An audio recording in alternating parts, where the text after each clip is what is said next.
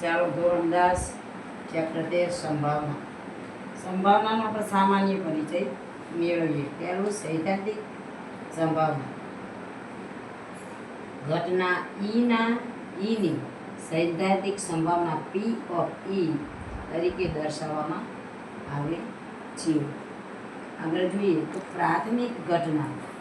જે ઘટના પ્રયોગનું માત્ર એક જ પરિણામ ધરાવતી હોય તેને પ્રાથમિક ઘટના કહેવાય. આગળ જોઈએ તો પ્રયોગની તમામ પ્રાથમિક ઘટનાઓની સંભાવનાઓનો સરવાળો હંમેશા એક જ છે.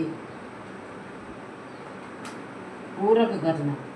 એ નહીંને ઘટના એની પૂરક ઘટના પૂરક ઘટના કહે છે અને તેને એ ડેશ દ્વારા દર્શાવવામાં આવે છે. કોઈ પણ ઘટના એ સંભાવના તથા તે ઘટનાની પૂરક ઘટના એ ડેશની સંભાવનાનો સરવાળો હંમેશા એક થાય. ઘટના એ તથા ઘટના એ ડેશ બંનેની એટલે કે નહીં, ઘટના એ તથા ઘટના એ નહીં બંનેનો એકબીજાની પૂરક ઘટના કહે એ અને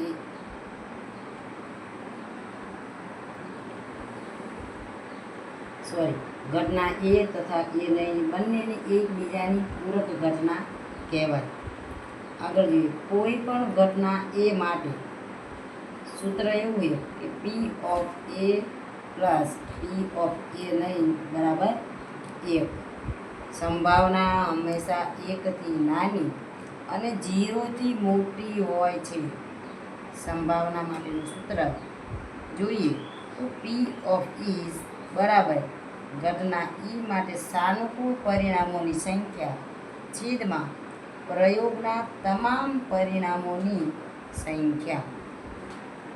હવે આપણે આગળના સેશનમાં જોઈશું.